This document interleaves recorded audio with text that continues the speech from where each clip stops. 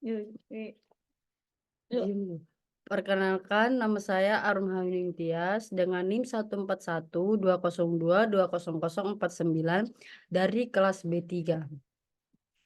Kualitas lingkungan parameter biologi atau bakteri patogen dengan gangguan kesehatan. Yang pertama, definisi kualitas lingkungan.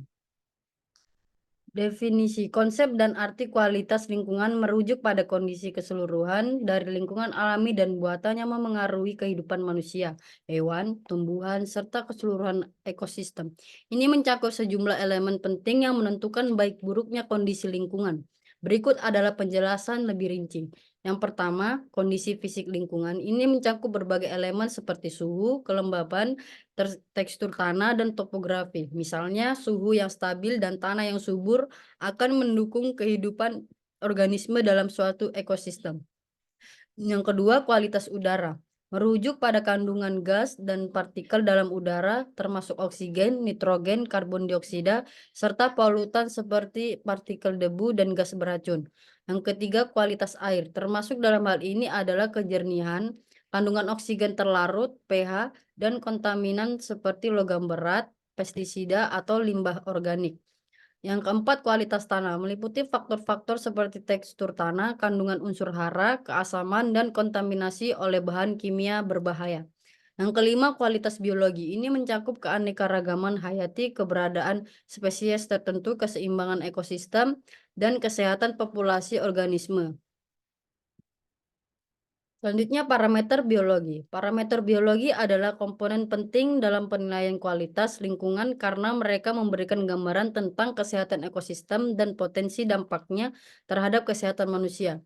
Berikut adalah penjelasan lebih lanjut tentang pengenalan parameter biologi dan relevansinya dengan kesehatan manusia.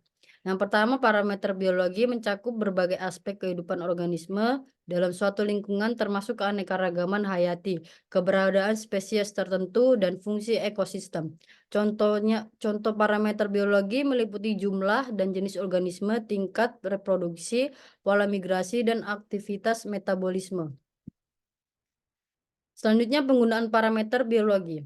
Yang pertama, pemantauan kualitas air. Parameter biologi, bakteri, alga, dan protozoa. Metode pengambilan sampel. Sampel air diambil dari sumber air yang berbeda seperti sungai, danau, atau sumur. Metode pengujian laboratorium dilakukan untuk mendeteksi keberadaan bakteri patogen, jumlah alga, atau kontaminasi protozoa menggunakan teknik seperti uji kultur, uji PCR, polymerase chain reaction, atau mikroskopi. Pemantauan kualitas tanah, parameter biologi, jamur, bakteri, tanah, dan cacing tanah. Metode pengambilan sampel tanah diambil dari berbagai lokasi di lapangan menggunakan alat pengambil sampel tertentu. Metode pengujian, analisis laboratorium dilakukan untuk mengidentifikasi dan menghitung jumlah organisme tanah menggunakan teknik seperti kultur bakteri, analisis mikroskopis, atau metode molekuler. Pemantauan kualitas udara, parameter biologi, spora jamur, bakteri udara, dan polen. Metode pengambilan sampel udara diambil menggunakan perangkat pengambil sampel udara yang dipasang di berbagai lokasi di udara, terbuka atau di dalam bangunan. Metode pengujian analisis laboratorium dilakukan untuk mengidentifikasi dan menghitung jumlah spora jamur, bakteri udara, atau polen menggunakan mikroskopi atau teknik kultur. Selanjutnya, relevansi parameter biologi dengan kesehatan manusia. Yang pertama, penyebaran penyakit. Parameter seperti kepadatan populasi vektor penyakit, misalnya nyamuk pembawa malaria atau demam berdarah, dan keberadaan patogen dalam lingkungan dapat memberikan petunjuk tentang risiko penyebaran penyakit tertentu. Yang kedua, kualitas air dan udara. Parameter biologi seperti keberadaan bakteri patogen dan organisme air lainnya dapat menjadi indikator kualitas air yang aman untuk digunakan oleh manusia. Di udara, keberadaan spora jamur atau polutan biologis lainnya dapat mengindikasikan tingkat pencemaran udara dan risiko kesehatan manusia yang terkait. Yang pertama, keamanan pangan. Parameter biologi digunakan untuk memantau kebersihan dan keamanan pangan. Contohnya adalah deteksi bakteri patogen seperti Salmonella atau E. coli. dalam makanan yang dapat menyebabkan penyakit pada manusia. Yang kedua, kesehatan lingkungan, keseimbangan ekosistem dan berkelanjutan sumber daya alam memiliki dampak langsung pada kesehatan manusia. Parameter biologi digunakan untuk memantau kualitas ekosistem seperti hutan dan lahan pertanian yang pada gilirannya dapat memengaruhi ketersediaan air bersih, udara bersih, dan nutrisi yang penting untuk kesehatan manusia. Selanjutnya, bakteri patogen. Bakteri patogen adalah jenis bakteri yang mampu menyebabkan penyakit pada organisme lain, termasuk manusia, hewan, dan tumbuhan. Mereka dapat menyebabkan penyakit dengan memproduksi toksin atau dengan secara langsung merusak sel-sel tubuh inang. Beberapa bakteri patogen bisa bersifat oportunistik, yang berarti mereka biasanya tidak menyebabkan penyakit pada individu yang sehat, tetapi dapat menjadi patogenik jika sistem kekebalan tubuh melemah.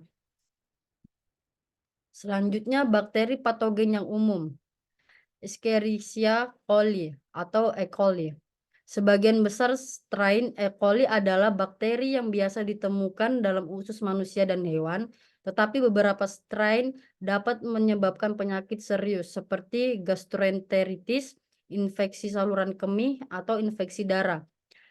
Adapun Staphylococcus aureus, bakteri ini adalah penyebab umum infeksi kulit seperti bisul dan selulitis, serta infeksi lebih serius seperti pneumonia, endokarditis, dan toksisitas sindrom shock toksik. Selanjutnya, metode penilaian kualitas lingkungan dengan menyertakan bakteri patogen. Yang pertama, pengambilan sampel air. Sampel air diambil dari sumber air permukaan seperti sungai, danau, atau laut, atau sumber air tanah seperti sumur atau sumur bor. Yang kedua, pengambilan sampel tanah. Sampel tanah diambil dari area tertentu, terutama area yang mungkin terpapar limbah domestik atau industri. Sampel tersebut kemudian dianalisis untuk keberadaan bakteri patogen seperti Clostridium botulinum atau Listeria monocytogenes. Keberadaan bakteri patogen ini dapat mengindikasikan kontaminasi tanah dan potensi bahaya bagi manusia dan hewan yang berinteraksi dengan tanah tersebut. Yang pertama, pengambilan sampel makanan. Sampel makanan diambil dari berbagai sumber, termasuk makanan mentah, makanan olahan, dan makanan yang siap konsumsi. Yang kedua, pengambilan sampel udara. Sampel udara diambil dari udara terbuka atau dari area yang mungkin terkontaminasi oleh limbah industri atau domestik. Selanjutnya, dampak bakteri patogen terhadap kesehatan. Bakteri patogen dapat memiliki berbagai dampak yang merugikan terhadap kesehatan manusia. Dampak ini bisa bervariasi tergantung pada jenis bakteri, keparahan infeksi, dan sistem kekebalan tubuh individu. Berikut adalah beberapa dampak utama dan bakteri patogen terhadap kesehatan. Yang pertama, Escherichia atau coli. Kehadiran E. coli dalam air minum atau air kolam renang dapat menjadi indikator kontaminasi oleh tinja manusia atau hewan, yang dapat menyebabkan infeksi saluran pencernaan atau penyakit lainnya jika air tersebut dikonsumsi atau terpapar pada kulit. Yang kedua, Vibrio cholerae. Vibrio cholerae biasanya ditemukan di perairan dan tercemar limbah, terutama di daerah dengan sanitasi yang buruk. Bakteri ini menyebabkan kolera, penyakit yang ditandai dengan diare yang parah, muntah, dehidrasi, dan dapat mengakibatkan kematian jika tidak diobati dengan cepat. Yang ketiga, Clostridium botulinum. Bakteri ini dapat ditemukan dalam tanah dan sedimen dan dapat menyebar melalui produk-produk makanan yang dikonsumsi manusia. Selanjutnya, kontaminasi air oleh bakteri patogen. Bakteri patogen dapat masuk ke dalam air sumber air minum melalui berbagai cara, termasuk pencemaran oleh limbah domestik, limbah industri, atau limbah hewan. Contohnya, bakteri patogen yang dapat ditemukan dalam air minum termasuk Escherichia coli atau E. coli, Salmonella, spp, Vibrio cholerae, dan Legionella pneumopila. Risiko kesehatan yang dapat muncul, yang pertama, gastroenteritis. Bakteri patogen seperti E. coli dan Salmonella dapat menyebabkan infeksi saluran pencernaan. yang dapat mengakibatkan gejala seperti diare, muntah, dan sakit perut. Selanjutnya kolera. Kontaminasi air oleh bakteri Vibrio cholerae dapat menyebabkan kolera, suatu penyakit yang ditandai oleh diare yang berat, muntah, dan dehidrasi yang cepat. Tanpa perawatan yang tepat, kolera dapat berujung pada kematian dalam waktu singkat. Selanjutnya, pengaruh bakteri patogen pada tanah dan pertanian kualitas lingkungan. Dampak pencemaran tanah oleh bakteri patogen. Penurunan kualitas tanah. Keberadaan bakteri patogen dalam tanah dapat mengganggu ekosistem tanah alami dan menurunkan kualitas tanah. Risiko pencemaran sumber air. Bakteri patogen dalam tanah dapat mencemari sumber air permukaan dan air tanah melalui limpasan air hujan atau infiltrasi. Implikasi terhadap kesehatan manusia. Kesehatan pekerja pertanian. Pekerja pertanian yang terpapar langsung ke tanah yang terkontaminasi bakteri patogen memiliki risiko tinggi terkena penyakit. Paparan melalui makanan. Tanaman yang terkontaminasi oleh bakteri patogen dapat menjadi sumber infeksi jika dikonsumsi oleh manusia.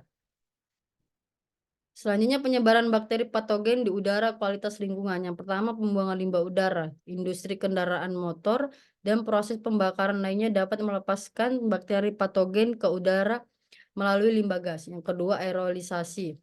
Bakteri patogen dapat terlepas ke udara dalam bentuk partikel kecil atau aerosol melalui aktivitas manusia seperti batuk, bersin, atau bernapas. Yang ketiga, kontaminasi lingkungan luar. Bakteri patogen juga dapat tersebar melalui udara dari sumber-sumber kontaminasi di lingkungan luar seperti tanah terkontaminasi atau air limbah yang terbuka. Yang keempat, peralatan atau sistem ventilasi yang terkontaminasi. Sistem ventilasi dalam bangunan seperti AC, pengatur suhu, atau ventilasi udara dapat menjadi tempat berkembang biak bakteri patogen jika tidak dibersihkan atau dipelihara dengan baik. Selanjutnya, penyebaran bakteri patogen di udara, kualitas lingkungan, dan risiko kesehatan. Risiko terkait kesehatan dari penyebaran bakteri patogen melalui udara dapat bervariasi tergantung pada jenis bakteri, tingkat paparan, dan kondisi kesehatan individu. Beberapa risiko kesehatan yang mungkin timbul meliputi. Yang pertama, infeksi saluran pernapasan. Bakteri patogen yang terhirup dapat menyebabkan infeksi saluran pernapasan seperti pneumonia, bronkitis, atau infeksi sinus. Yang kedua, penyakit zoonosis. Beberapa bakteri patogen yang tersebar melalui udara dapat berasal dari hewan dan menyebabkan penyakit zoonosis jika terjadi kontak dengan hewan yang terinfeksi atau lingkungan yang terkontaminasi. Yang ketiga, reaksi alergi. Beberapa individu dapat mengalami reaksi alergi terhadap bakteri patogen yang terhirup, menyebabkan gejala seperti bersin, mata gatal, atau batuk. Selanjutnya, penyakit berat. Bakteri patogen tertentu seperti Mycobacterium tuberculosis atau Legionella pneumophila dapat menyebabkan penyakit yang serius atau bahkan mengancam jiwa jika tidak diobati dengan tepat. Selanjutnya, strategi pengendalian bakteri patogen, higiene pribadi dan lingkungan. Promosi praktik higienis seperti mencuci tangan secara teratur dengan sabun, menjaga kebersihan lingkungan, dan memastikan sanitasi yang baik tempat-tempat umum. Pengelolaan sumber air, memastikan kualitas air minum dengan mengolahan air yang tepat dan menjaga kebersihan sumber air. Pengelolaan limbah secara tepat untuk mencegah kontaminasi lingkungan oleh bakteri patogen. Ini termasuk pengolahan air limbah dan pengolahan limbah medis. Baik, sekian dari saya. Apabila ada yang salah dari presentasi saya, mohon maaf. Terima kasih yang telah